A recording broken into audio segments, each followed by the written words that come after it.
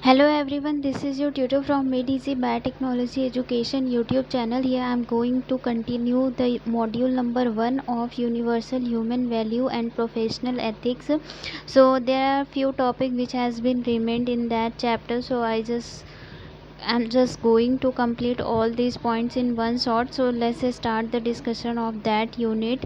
So in the first part of the video we have already discussed all the things, and here we are going to discuss the natural acceptance and few more topics. So सबसे पहले natural acceptance क्या होता है. सो natural acceptance मतलब आप किसी चीज़ को naturally accept कर रहे हो, जिसकी वजह से आप चीज़ों को उस हिसाब से एक्सेप्ट करना ताकि वो चीज़ जो है आपके नेचर को जो है हार्म ना करे, ह्यूमन बीइंग को हार्म ना करे. उस प्रकार से चीज़ों को एक्सेप्ट करना, उसका अप्रेजल को अप्रूव करना इज़ नेचुरल एक्सेप्टेंस. अब नेचुरल एक्सेप्टेंस में जो कुछ मेन पॉइंट्स हैं वो इस प्रकार से हैं कि पहला, it does not change with time. जो नेचुरल एक्सेप्टेंस होता है ये टाइम के हिसाब से बदलता नहीं है, ये प्लेस पे नहीं डिपेंड करता है. It does not depend on our belief, past conditioning, जैसे पिछली चीज़ों का बिलीव. जैसे बहुत सारे लोगों को होता है कि नहीं ये चीज़ ऐसे होती है तो ऐसे ही होएगी, ये सारी चीज़ें पर ये चीज़ डिपेंड नहीं करती है, मतलब पास्ट बिलीव लाइक अंधविश्वास. फिर natural acceptance is constantly there. So natural acceptance में हमारा फिफ्थ पॉइंट था कि natural acceptance is same for all of us. It is a part and parcel of every human being and it is a part of humanness. So natural acceptance जो होता है वो हर एक इंसान के लिए सेम होता है और ये हर एक ह्यूमन बीइंग का पार्ट होता है. लाइक मानवता जो होती है उसका एक पार्ट होता है natural acceptance. So I hope the concept of natural acceptance is clear to you. So let's move ahead with the discussion of next topic. So the next topic is what is the status on today. आज के दिन में क्या status है. So just read the paragraph. So today we are not oriented enough to evaluate our belief और assumptions and we treat them as our personal domain. We generally keep them secure in the name of personal life and the freedom. We usually become very sticky about them without really verifying them. When these come in conflict, we try hard to search our justification and make all efforts to defend our own assumptions. In the process, we cheat ourselves and themselves also. So basically as a human being अगर हम लोग बात करें तो आज के ज़माने में हम लोग ज़्यादातर बहुत सारी चीज़ों को एज्यूम कर लेते हैं एंड उसको पर्सनल डोमेन की तरह उसको कंसीडर करते हैं. हम इन सारी चीज़ों को एक पर्सनल लाइफ एंड फ्रीडम के नाम पे रख लेते हैं, बट हमें जब हमें रियलिटी पता चलती है, लाइक उसकी वजह से जब कोई कॉन्फ्लिक्ट क्रिएट होता है तो हम लोग उसको डिफेंड करने की कोशिश करते हैं कि नहीं ये चीज़ मैंने एज्यूम करी है तो ये चीज़ सही ही होगी. सो डिफेंड करने लगते हैं अपने एजम्पशंस को. इस प्रोसेस में क्या होता है कि हम लोग खुद को ही चीट करते हैं एंड हमारे साथ रहने वाले लोगों को चीट करते हैं. So this is the status on today. Now these all very important point, like 2 marks questions. So this can be asked in the 2 marks question for sure. So let's discuss. So first is basic human aspiration. Basic human aspiration क्या होता है. Continuous happiness and the prosperity. So happiness की जो first definition है वो क्या है. The state और the situation in which I live there is harmony or synergy in it, then I like to be in that state or the situation. सो ऐसा state या फिर ऐसा सिचुएशन जिसमें मैं रह रही हूँ और उस सिचुएशन में सिनर्जी है, मतलब कि कुछ पॉजिटिव एनर्जी है एंड मैं उस स्टेट में ही रहना चाह रही हूँ, दैट इज़ कॉल्ड हैप्पीनेस. अगर मैं किसी कंडीशन में रह रही हूँ एंड वो जो है मुझे एक पॉजिटिव अप्रोच दे रहा है एंड उसी कंडीशन में मैं रहना चाह रही हूँ, कंटिन्यू करना चाह रही हूँ, then that would be called as the happiness. And second definition is to be in a state of liking is happiness. एक ऐसे स्टेट में रहना जहाँ पे आपको चीज़ें जो है पसंद आ रही हैं, आपको मतलब पॉजिटिव वाइब्स आ रही हैं, तो वो है happiness. And third definition is to be in a state of harmony is happiness. आप जो है हार्मनी के स्टेट में रहते हो then that would be also called as the happiness. अब हमारा दूसरा है अनहैप्पीनेस। सो अनहैप्पीनेस क्या होता है, इसका सेम उल्टा कर देंगे तो हमें अनहैप्पीनेस की डेफिनेशन मिल जाएगी। लाइक पहला डेफिनेशन हम लोग दे सकते हैं कि एक ऐसा स्टेट या कंडीशन जिसमें हार्मनी नहीं है, जिसमें सिनर्जी नहीं है, एंड आप उस कंडीशन में नहीं रहना चाह रहे हो, कंटिन्यू प्रोसेस को नहीं करना चाह रहे हो, then that would be called as unhappiness. और दूसरा डेफिनेशन दे सकते हैं कि वहाँ पे लाइकिंग स्टेट था तो यहाँ पे स्टेट ऑफ अनलाइकिंग हो जाएगा। एंड यहाँ थर्ड डेफिनेशन में उसमें हार्मनी में जब हम लोग रहते हैं तो उसको हम लोग जो है हैप्पीनेस स्टेट बोलते हैं। तो वैसे ही इसमें जब हम लोग डिसहार्मनी या फिर कॉन्ट्राडिक्शन स्टेट में रहते हैं तो इसको हम लोग जो है अनहैप्पीनेस कहते हैं।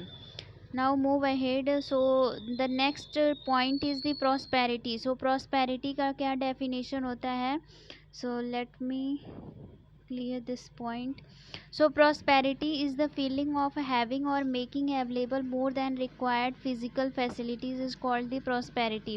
So prosperity का मतलब है कि वो सारी सुविधाएं उपलब्ध कराना, मतलब जितनी ज़रूरत है उससे ज़्यादा सुविधाओं को उपलब्ध कराना इज़ prosperity। जो फिज़िकल फैसिलिटीज़ हैं उनको, मतलब मान लेती हूँ मुझे फ़िज़िकल फैसिलिटीज़ जो हैं जितनी ज़रूरत है अगर उससे ज़्यादा मुझे मिल रहा है then that would be called as the prosperity. To ascertain the prosperity two things are essential. Prosperity को असर्टेन करने के लिए दो चीज़ जो है ज़रूरी होती हैं। मतलब अगर आपको प्रॉस्पेरिटी मेंटेन करनी है तो उसके लिए दो चीज़ें बहुत ही ज़्यादा इम्पॉर्टेंट होती हैं जिसको आपको जानना ही होगा।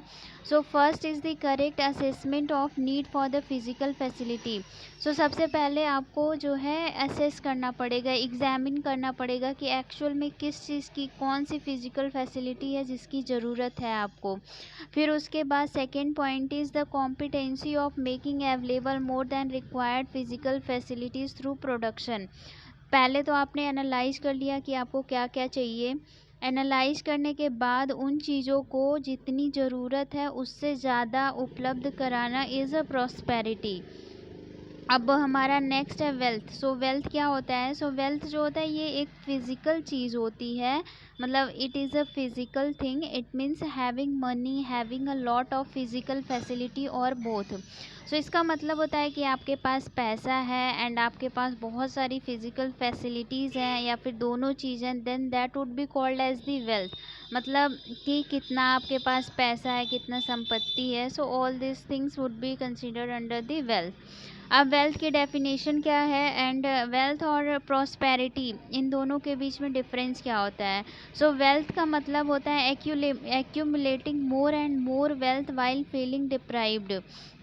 आप जो है बस इसमें वेल्थ में क्या होता है, आप चीज़ों को ज़्यादा से ज़्यादा कलेक्ट करते हो, ज़्यादा से ज़्यादा पैसा कलेक्ट करना, आइदर फिज़िकल फैसिलिटीज़ को एक्यूमुलेट करना, जिसमें ये भी पॉसिबिलिटी है कि आप ये सारी चीज़ें बस एक्यूमुलेट कर रहे हो, आप अंदर से खुश नहीं हो, तो इसको हम लोग वेल्थ कहेंगे। But in case of prosperity having requisite wealth and feeling prosperous, इसमें आप चीज़ों को एक्यूमुलेट तो करते हो, मतलब आप चीज़ों को मोर देन रिक्वायर्ड चीज़ों को असर्टेन करते हो एंड आपके जो दिमाग में एक फीलिंग ऑफ प्रॉस्पेरिटी होती है, लाइक हैप्पीनेस होता है। ऐसा नहीं कि आप डिप्राइव्ड दुखी रहते हो। So that is the main difference between the wealth and the prosperity. Now a look at the prevailing notion of the happiness and the prosperity. So अगर हम लोग इंडिविजुअल लेवल पर देखें, so rising problem of depression, psychological disorder, suicide, stress, insecurity, psychosomatic diseases, लोनलीनेस, ईटीसी। So ये सारी चीज़ें तब होती हैं जब इंडिविजुअल लेवल पे हार्मनी जो है डिस्टर्ब होती है। सो जब इंडिविजुअल लेवल पे हार्मनी जो है डिस्टॉर्ट होगी या फिर डिस्ट्रॉय होगी तो उस केस में क्या होगा, आपको डिप्रेशन फील होगा, आपको बहुत सारी साइकोलॉजिकल डिसऑर्डर्स होंगे, आप सुसाइड अटेम्प्ट करने की कोशिश कर सकते हैं, बहुत सारा स्ट्रेस होगा दिमाग में, इनसिक्योरिटी जनरेट होगी, साइकोसोमेटिक डिजीज़ेज़ हो सकती हैं एंड आपको बहुत ही ज़्यादा अकेला महसूस होगा। अब देखते हैं फैमिली लेवल पे क्या होता है। फैमिली लेवल पे क्या है मतलब जो जॉइंट फैमिली होंगी वो टूट जाएंगी। जो बड़े लोग हैं और जो घर के यंगर लोग हैं उन दोनों के बीच में कॉन्फ्लिक्ट जनरेट होगा।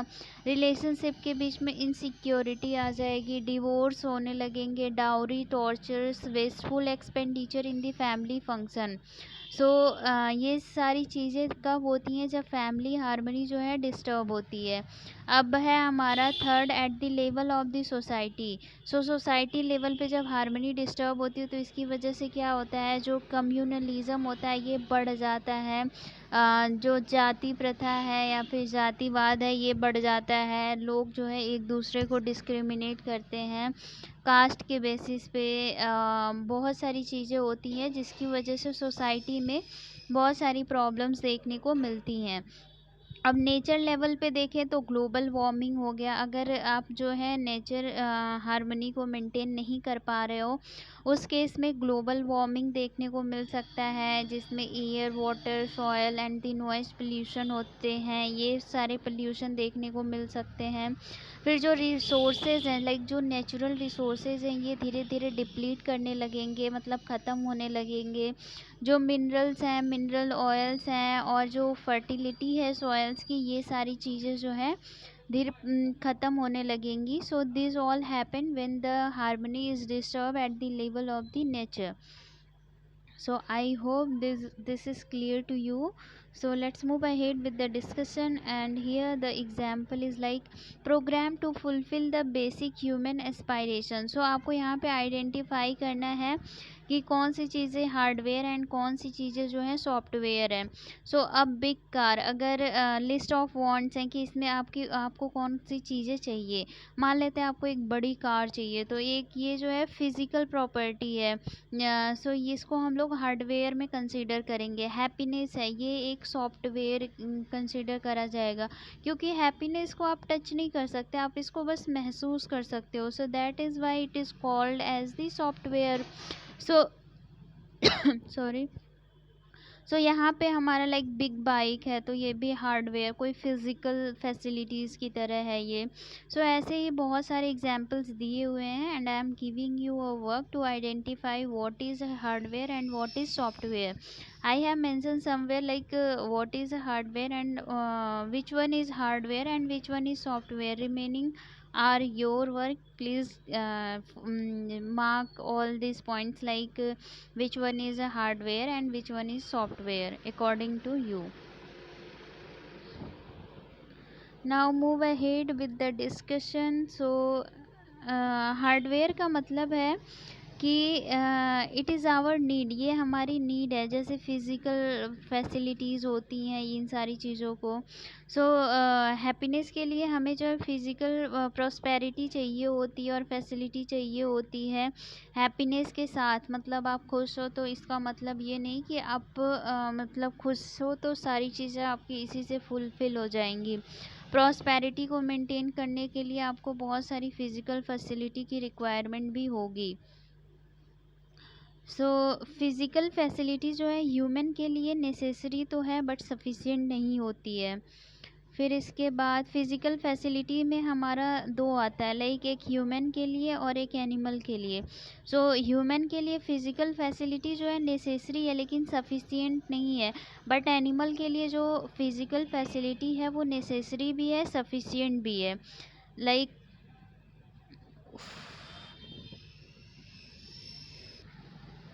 यहाँ पे हम लोग देखते हैं कि कैसे जो फिज़िकल फैसिलिटी है वो ह्यूमन के लिए नेसेसरी है बट सफिशिएंट नहीं है।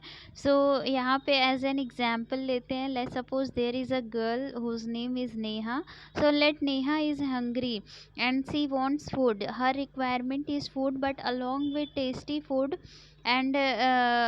along with tasty food and when you eat food, then Neha, after eating food you have think about many things. Hence human needs to complete their necessity along with other things. Our needs are just more than physical facility. Let's suppose there is a girl Neha। यहाँ पे एक लड़की है जिसका नाम नेहा है। नेहा जो है, नेहा को भूख लगी है तो उसको खाना चाहिए। तो ये जो है एक फ़िज़िकल फैसिलिटी हो गई, लाइक उसकी मम्मी उसको खाना खाने को दे दी और वो खाना खा रही है। तो खाना खाते-खाते ऐसा नहीं कि सिर्फ़ वो खाना ही खा रही है, खाते-खाते वो बहुत सारी चीज़ों को अपने दिमाग में सोचेगी। It means along with physical facility आपके दिमाग में बहुत सारी चीज़ें चल रही हैं। That is why we are calling the physical facilities are necessary but not sufficient for the human being. और यही अगर हम लोग देखें एनिमल के केस में, तो एनिमल के केस में क्या है, एक मान लेते हैं गाय है, उसको खाना चाहिए, आप उसको जो है चारा दे दो, वो खाएगा, खुश रहेगा और उसको किसी चीज़ की रिक्वायरमेंट नहीं होगी। So that's why we are calling the physical facilities are necessary as well as sufficient for the animals. And relationship पे बात करें, सो जो रिलेशनशिप होता है इसमें जो रिलेटिव्स होते हैं उनकी जो रिक्वायरमेंट है अगर वो फुलफ़िल हो रही हैं देन रिलेशनशिप जो है वो प्रॉपर्ली मेंटेन रहेगा। So fulfilment of the requirement of the relatives with harmony are known as the relationship. So जो रिलेटिव्स हैं उनकी सारी रिक्वायरमेंट को फुलफ़िल करना, अगर आप उन सारी रिक्वायरमेंट्स को हार्मनी के साथ फुलफ़िल कर रहे हो तो उसको जो है रिलेशनशिप कहा जाएगा। You are thinking about need of people who is your relatives. आप जो है इसमें मतलब जो आपके रिलेटिव्स होते हैं उनकी जो क्या ज़रूरत है उसके बारे में आप सोच रहे हो। For example relation with family, teachers, friends, sister, brothers, fathers and the mother etc। Happiness जब कब डिस्ट्रॉय होती है, जब घर में एक दूसरे के बीच में डिस्प्यूट होता है, लाइक लोग एक दूसरे में लड़ने लगते हैं बहुत सारी चीज़ों को लेकर के। मेन रीज़न तो पैसा ही होता है। सो उस वजह से जब लोग एक दूसरे से लड़ने भिड़ने लगते हैं तो वहाँ पे जो रिलेशनशिप होता है वो रिलेशनशिप ख़त्म हो जाता है और फैमिली हार्मनी जो है वो पूरी तरीके से डिस्ट्रॉय हो जाती है।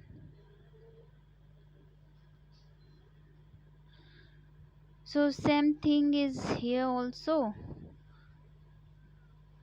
And what is the status on today? So here you can draw this flow chart. So यहाँ पे है right understanding, right understanding। सो राइट अंडरस्टैंडिंग जो है दो चीज़ों में चाहिए, एक रिलेशनशिप में और दूसरी जो है फिज़िकल फैसिलिटीज़ में।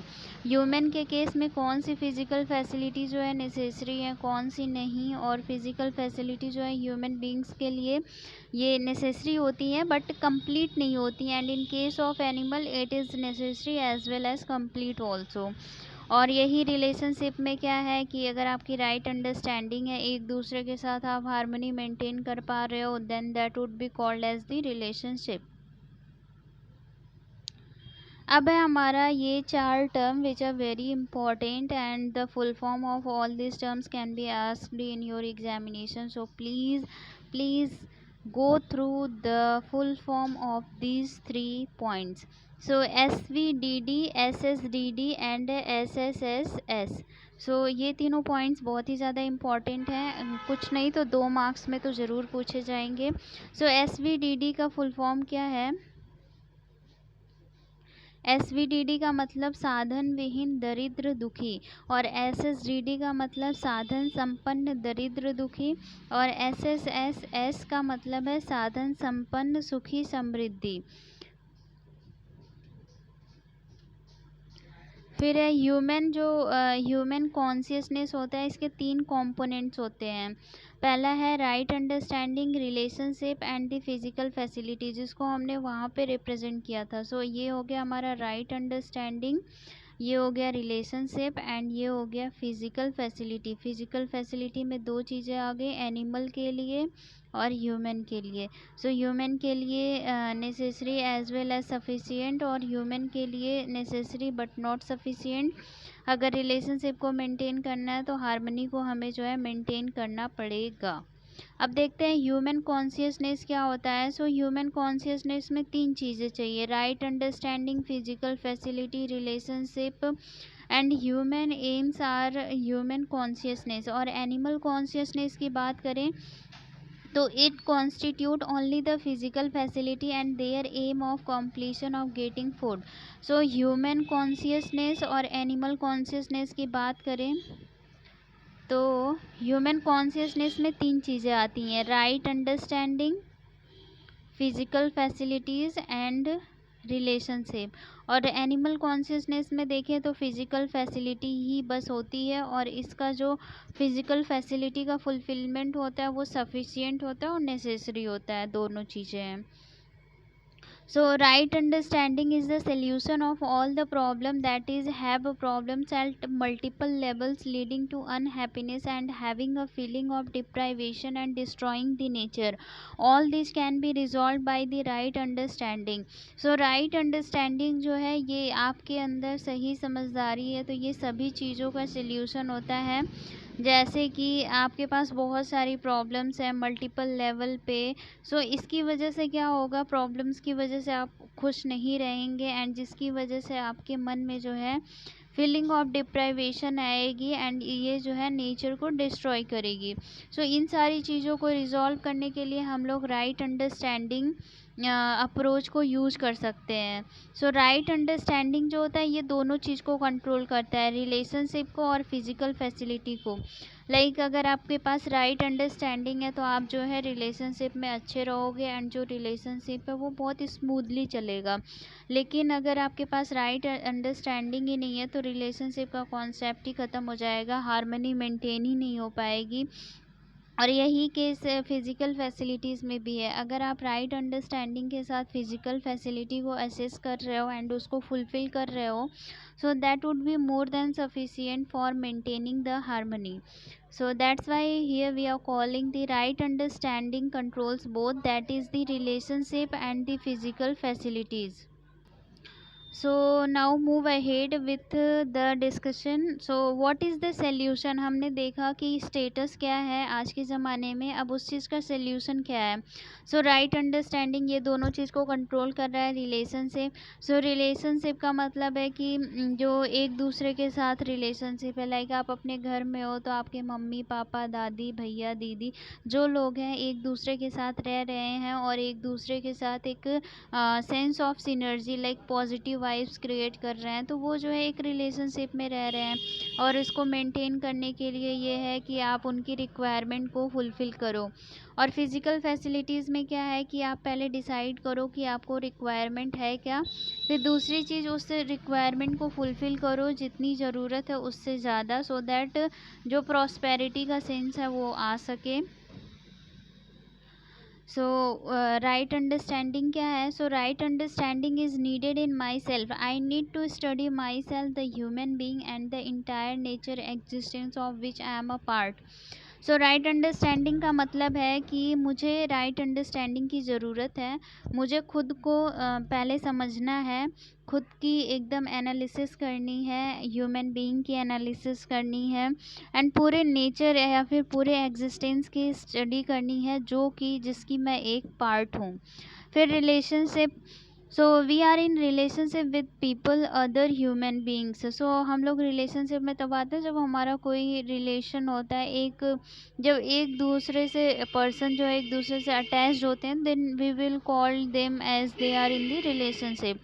So it's not about only that, like if you are living in a family, so you have your mother father brother sister, so all of them are living with harmony with each other, so that is considered as the relationship.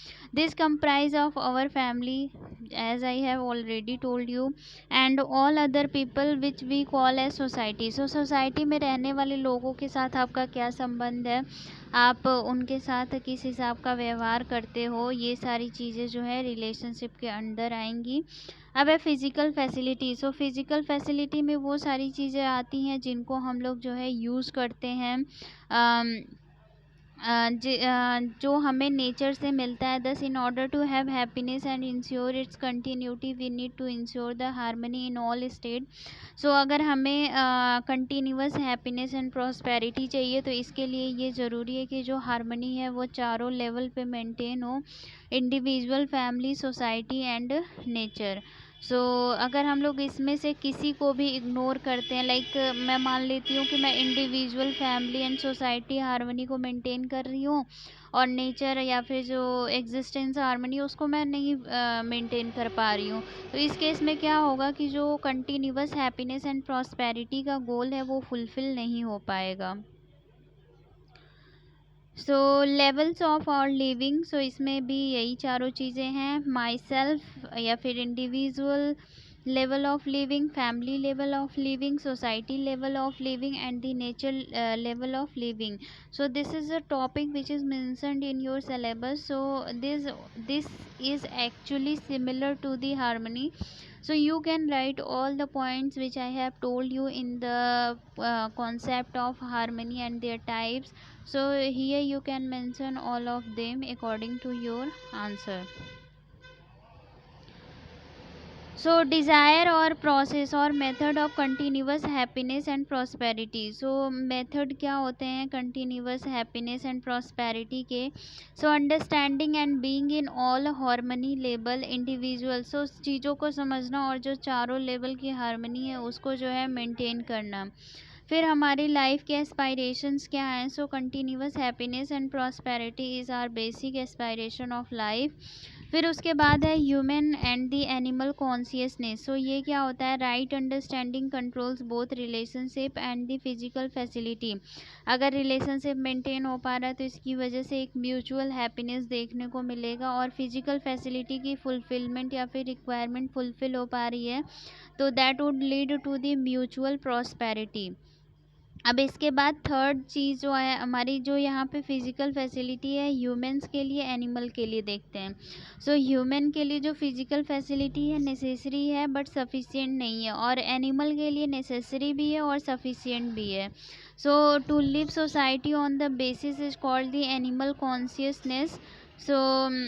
Transformation मान लेते हैं animal consciousness है, transformation होगा. अगर हम लोग तीनों चीज़ों को साथ रह रहे हैं, like right understanding physical facilities and relationship, then that would be called as the human consciousness.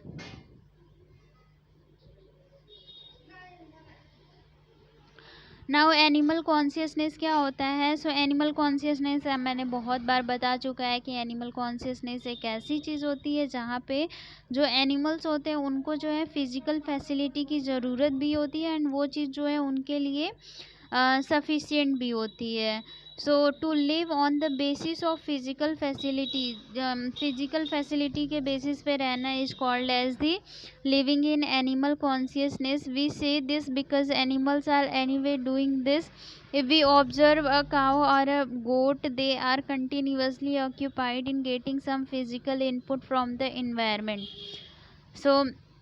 हमारा दूसरा पॉइंट है human consciousness. If we see ourself today we are also more or less doing the same thing. अगर हम humans को भी देखें तो वो भी जैसे एनिमल हैं वैसे वो भी अपना कुछ ना कुछ कम या ज़्यादा कर ही रहे हैं सेम चीज़.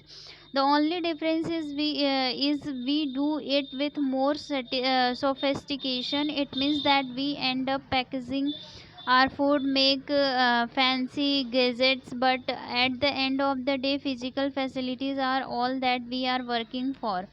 हमारा थोड़ा तरीका अलग होता है एनिमल से, लेकिन अगर आखिरी में बात करें तो सब लोग जो है अपनी at the end of the day आप अपनी फिजिकल फैसिलिटी के लिए ही काम कर रहे हो. We are not satisfied by living at this level and hence we need to work towards having a right understanding. हम लोग जो है सिर्फ फिजिकल फैसिलिटी के भरोसे नहीं रह सकते, हमें और चीज़ें चाहिए होती है so that we can improve our standard of living. इसके लिए हमारे पास एक राइट अंडरस्टैंडिंग होनी चाहिए एंड राइट अंडरस्टैंडिंग के साथ रिलेशनशिप होनी चाहिए for continuous happiness and prosperity. हमें तीन चीज़ों के साथ रहने की ज़रूरत पड़ती है for human being. Right understanding, relationship and the physical facilities. अब देखते हैं ट्रांसफॉर्मेशन क्या होता है. Development of the human consciousness from the animal consciousness. मान लेते हैं कि ये एनिमल कॉन्शियसनेस है. एनिमल कॉन्शियसनेस में फ़िज़िकल फैसिलिटीज़ है. अब फिजिकल यहाँ पे हमारी चीज़ें ऐड हो गई, like relationship plus right understanding जुड़ गई, तो ये जो है ह्यूमन कॉन्शियसनेस में कन्वर्ट हो गया। सो जो एनिमल कॉन्शियसनेस से ह्यूमन कॉन्शियसनेस में कन्वर्जन है, इसी को हम लोग जो है ट्रांसफॉर्मेशन कहते हैं। So I hope this is clear to you. If you have, so I think this unit has been completed now. So if you have any doubt, please mention in the comment box. Thank you so much for watching. Keep sharing and liking my videos. Thank you so much.